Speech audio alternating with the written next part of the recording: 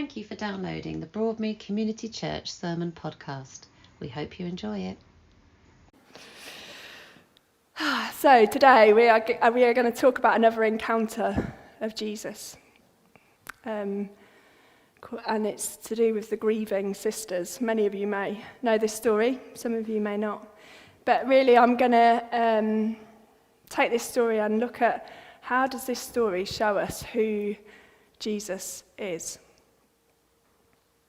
The other week, my children like to ask me this question quite a lot, but one of my children asked me the difference between Christianity and other religions. Why Christianity? And as I launch into my usual spiel of, Christianity is the only religion that believes that Jesus is the Son of God, and therefore we are unique, and blah, blah, blah, I actually started to mull over the words I was saying, and I started to think, what does it really mean that Jesus is the Son of God? I mean, how can he be the Son of God? Is it something we accept? I mean, we just accept it, don't we? Yeah, Jesus is the Son of God, but do we really consider it? Do we actually think about it? Or do we just accept it as part of our faith? And then, hang on a minute, if he's part of the Son of God, he's the three in one, and what does that mean? And he's God, he's one, he's three, he's a Father, he's a Son, he's a Holy Spirit. What? Hang on, I am so confused now. And how on earth do we explain that? No idea. But today, I am going to try and explain just a little bit of that.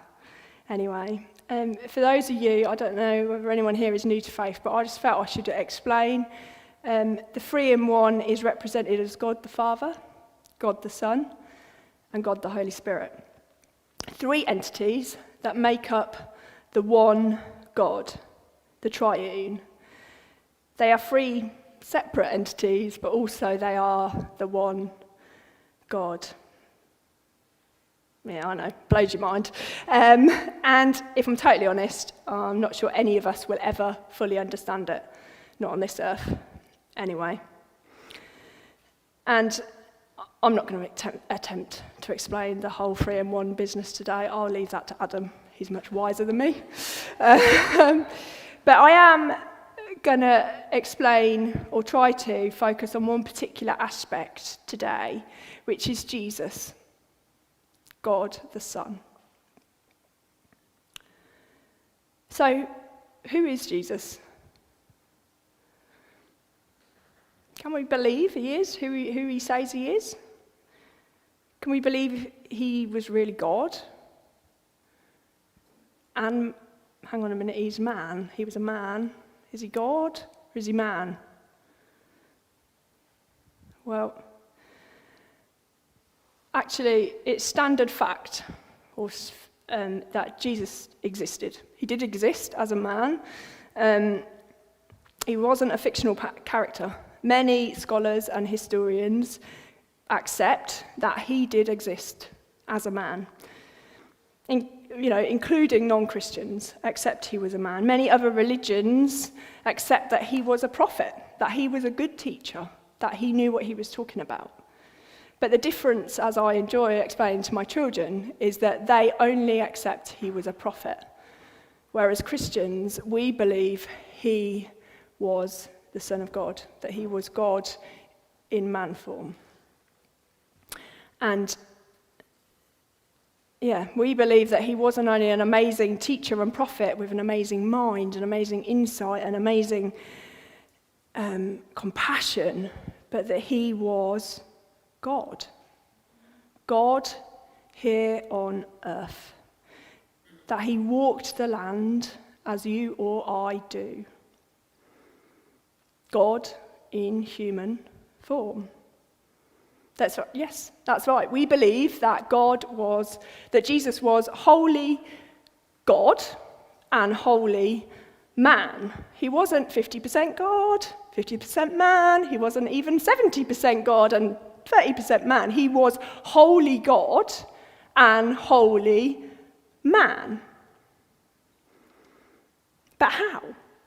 How is that even possible? How can God be wholly man and wholly God? Like, they're two different things. To my understanding, how is that even possible? And hang on a minute. If I'm God, why? Why would I bother to come here to earth, to lower myself to that, and become human? I mean, he doesn't need to. He's God, right? He can do anything, can't he? Well, for the answer to this, we're going to have a look at the story now of Lazarus, and more particularly Martha and Mary. Mary, Martha, and Lazarus were Jesus' friends. Some might say Jesus was so close to them that they were like family to him. And it says early on in chapter 11, that we're going to turn to in a minute, that Lazarus was the one whom Jesus loved. So Jesus clearly, it states that, so Jesus clearly really loved Lazarus and Mary and Martha. And Lazarus was sick, dying, actually, and Jesus knew this. He was told Lazarus is sick. But this is the strangest thing. Rather than rush to Lazarus and heal him, because he's God, he can do that, he thought, okay, great, I'll wait 4 days, I'll wait a few days, and then I'll go, because it doesn't matter, he's my mate, but whatever, I'll just wait and hang out. And eventually, a few days later, he did decide to go, and that's where we're going to pick up the story. So we're going to turn to John chapter 11, verse 20 and 34. I'm going to read from my paper. I can't read my Bible anymore, sorry. My eyes are terrible. But I've got it here. And it says, verse 20, when Martha heard that Jesus was coming, she went out to meet him. But Mary stayed at home. Lord, Martha said to him, if you had been here, my brother would not have died. But I know that even now God will give you whatever you ask. And Jesus said to her, your brother will rise again. And Martha answered, I know he'll rise again in the resurrection of the last day. But Jesus said, I am the resurrection and the life. The one who believes in me will live even though they die. And whoever lives by believing in me will die. Do you believe this? Yes, Lord, she replied. I believe you are the Messiah, the Son of God who is to come into the world. And after she had said this, she went back and called her sister Mary aside. The teacher is here, she said, and he's asking for you. And when Mary heard this, she got up quickly and went to him. Now Jesus had not yet entered the village, but was still at the place where Martha had met him. When the Jews who had been with Mary in the house, comforting her, noticed how quickly she got up and went out, they followed her, supposing she was going to the tomb to mourn there. When Mary reached the place where Jesus was and saw him, she fell at his feet and said, Lord, if you had been here, my brother would not have died. And when Jesus saw her weeping, and the Jews who had come along with her also weeping, he was deeply moved in spirit and troubled. Where have you laid him? He asked. Come and see, Lord, they replied. And Jesus wept. He wept. Then the Jews said, see how he loved him. But some of them said, could he who opened the eyes of the blind have kept this man from dying? That's a bit odd. Now, I want to look at Jesus' reaction to the two sisters, because they both said exactly the same thing. Jesus, if you had been here, my brother would not have died. But his response to each one could not have been more different. To Martha, Jesus replied, "Your brother will rise again." And when Martha brushed this off, saying, I know, he'll rise again in the last days, it almost sounds like he tells her off. I am the resurrection and the life. This statement is quite something, don't you think? I am the resurrection and the life. He's claiming in this statement that he is the source of all life. That he is the resurrection, that he can give life.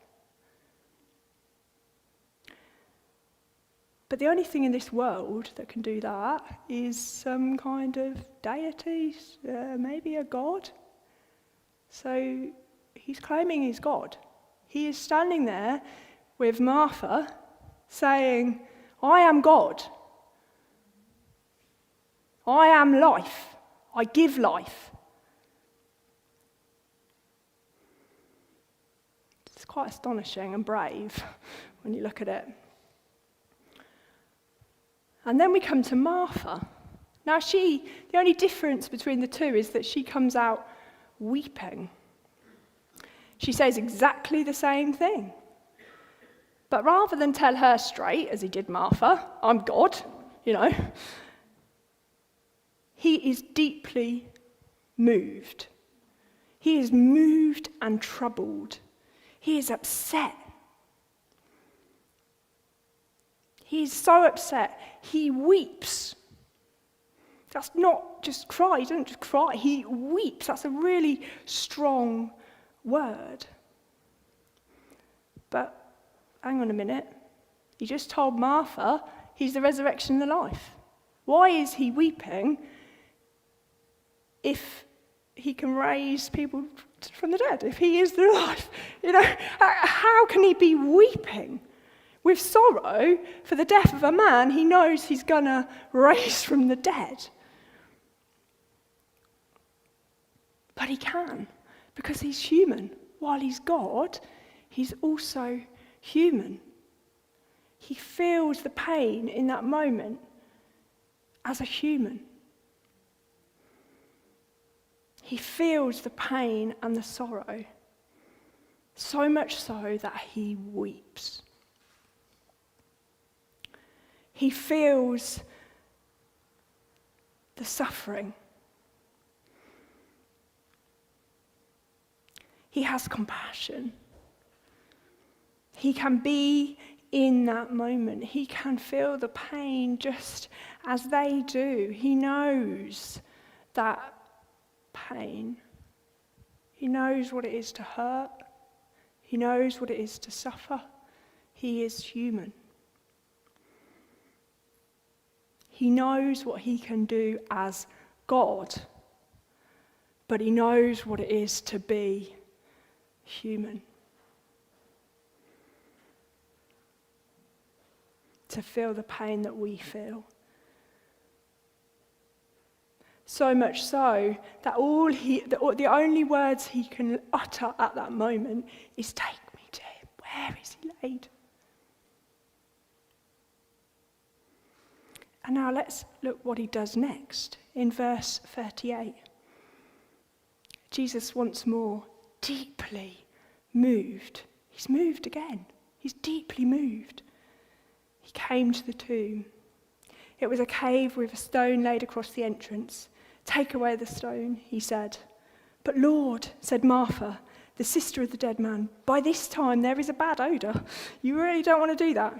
He has been there 4 days. But Jesus says, did I not tell you? I am the resurrection and the life. Well, that's not quite what he says, but did I not tell you that if you believe, you will see the glory of God? So now he's gone back to being God. He's gone from God to man to God. He must be quite confused. No, he's not. He's not, because he's God and man. We would find that confusing, but actually, he is God and man. He can switch from one to the other so quickly. And so they took away the stone. And then Jesus looked up and said, "Father, I thank you that you have heard me. I know that you always hear me, but I said this for the benefit of the people standing here, that they may believe you sent me." And when he had said this, Jesus called in a loud voice, "Lazarus, come out." The dead man came out, his hands and feet wrapped in strips of linen and cloth around his face. And Jesus said to them, "Take off the grave clothes and let him go." Now this section starts with Jesus once more deeply moved by the sadness of what is in front of him. But my question is, why? Why would he be deeply moved in that moment? He's kind of shown Mary that he's sad, but why is he deeply moved again? He is God. He knows he's about to raise him from the dead. You know, if that was me, I'd be like, yeah, it's all right, come on along, you know, everything will be fine, I'm going to fix it. But no, he's deeply moved again. And you see, my suspicion is that in this moment, Jesus knew the consequences of what he was about to do. He knew that by raising his friend from the dead, he would set in motion the timeline for his own death. He knew that in order to give this man life, in order to give life, he had to die.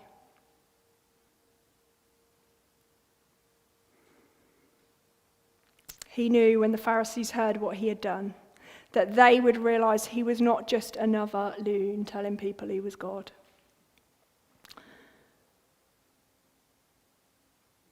But that he was dangerous.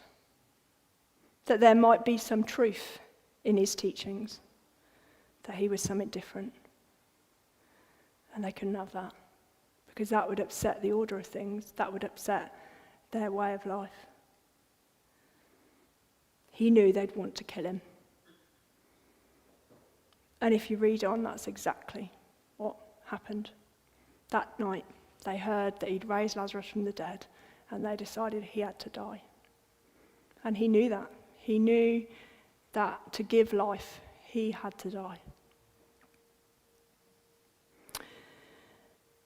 But then, I've got lots of questions now today.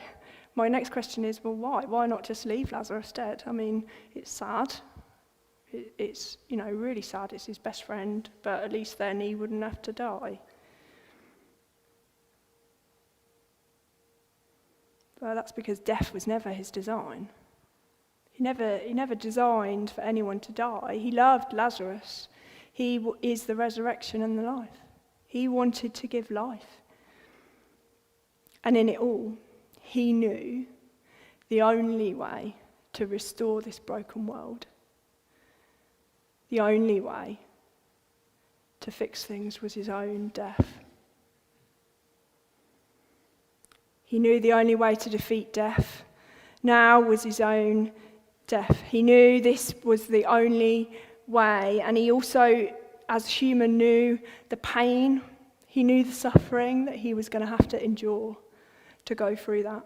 He knew the hurt that he would have to go through in order to save us.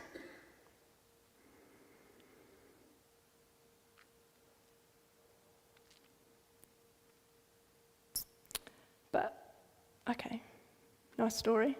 Well, not so nice. Maybe not so nice a story, but why does that mean I should believe? As Shakira said to me in the car today, well, it could just be a made-up story. Maybe you switch Lazarus, put somebody else in the grave. Maybe there's lots of other answers that could be. And ultimately, each one of us has to decide. We have to decide one way or the other. Jesus existed. Historians have proved that he existed. They agree that he did. So if Jesus existed, then the next question is he, as he claims, God? I am. He often says, I am, as he starts to explain something. Or was he just a loon? Well, no one else in history has ever claimed to be God and had millions of followers. There have been many, many teachers, many who have had lots of followers, but none of them have ever claimed to be God. There have been many people who've claimed to be God, but never really got any followers, because we all see through it.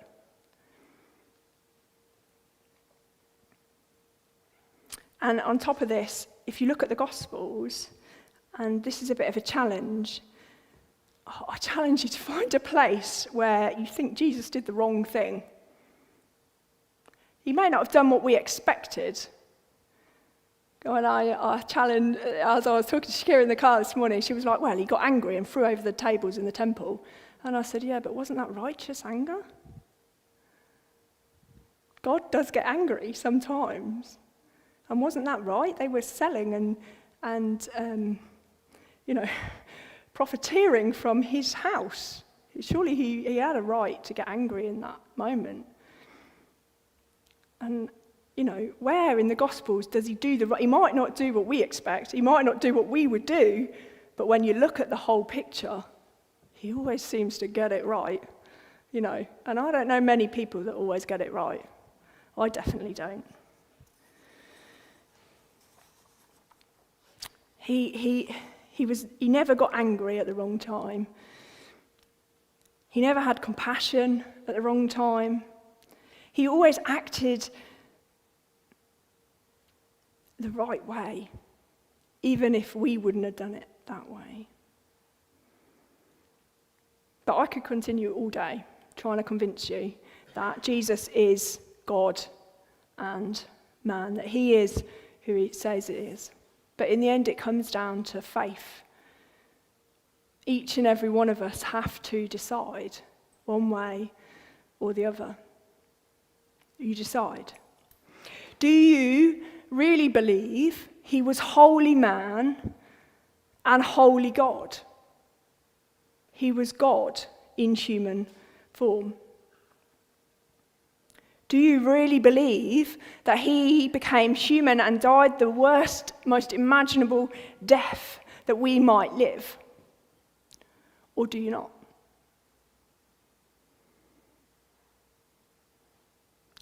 Do you want to invite Jesus into your life and be in relationship with him as you learn more about him? Or do you not? It's not, you can sit on the fence, but even sitting on the fence is kind of making a decision in a way.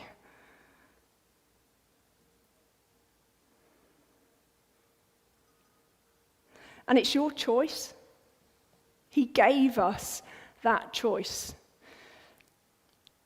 My children love to challenge me and say we're not really free, but we are free. God actually did give us that choice. We are free to say it's all made up and just a story. We are free. He gave us that freedom. He wanted us to choose him out of freedom.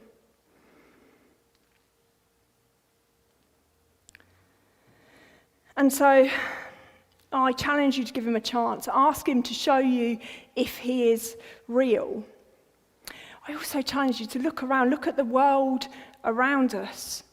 Look at the heartbreak, look at the pain, look at the suffering. That's what God did. He looked at the world, he saw the pain, he saw the heartache and the suffering. He saw the hurting, the war, the famine, the trauma. And his answer was to write himself into the story.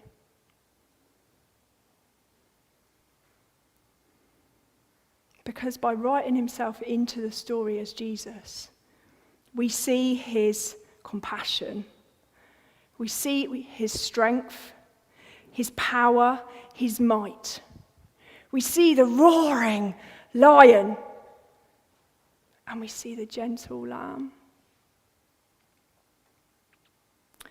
Through Jesus, we see God, and when we see that, we see he is the only answer to the world's problems. He is the only answer to our problems. We see he is the only thing we can choose. We see he loves us with a love nothing else can compare to. We see he is the only thing that can save us from ourselves often. We see he gives us hope. We see his glory. There is nothing else we can do but to follow him. When we fully see that he is God and he is man, you have no choice. He's God if you don't follow God. While we have a choice, I encourage you to see him, look him in the face.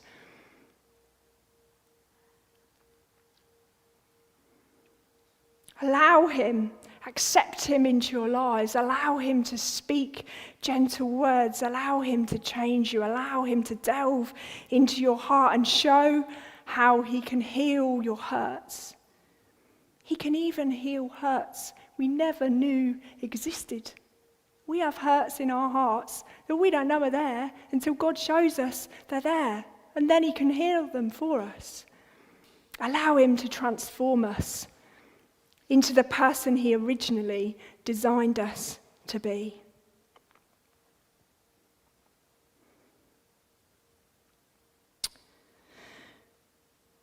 And I would like to encourage us to take a leap of faith this morning. Give Jesus a chance to show you who he really is. Or even give Jesus another chance. Maybe you have given Jesus a chance and you felt like it's all gone wrong. Give him another chance to show you who he really is. If you've been having doubts, maybe. And we all have doubts sometimes. If you want to feel his love, if you want to recommit your life to him this morning, if you want to ask him into new relationship with you, if you want to allow him to get to know you as he knew Martha and Mary, if you want him to challenge you as he challenged Martha, if you want him to weep with you as he wept with Mary,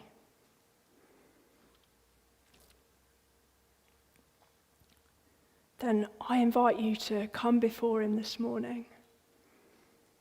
And I've asked Loretta to play the song that we sang just before again, because to me it felt like God was already doing what I'd come here to talk about, and I was like, okay, Jesus, you're showing us who you are.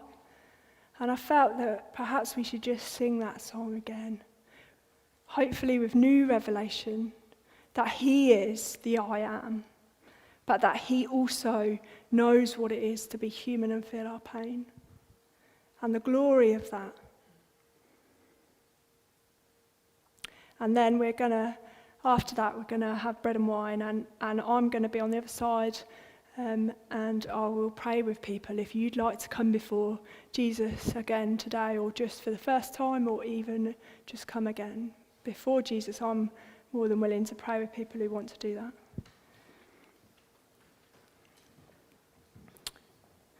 May he show us this morning who he really is. May he show us that he can weep with us. May he show us that he is a good father. May he show us that he loves us. May he show us that there is hope. Amen. If you've enjoyed this podcast, why not check us out on all social media platforms or visit broadmead.org.uk.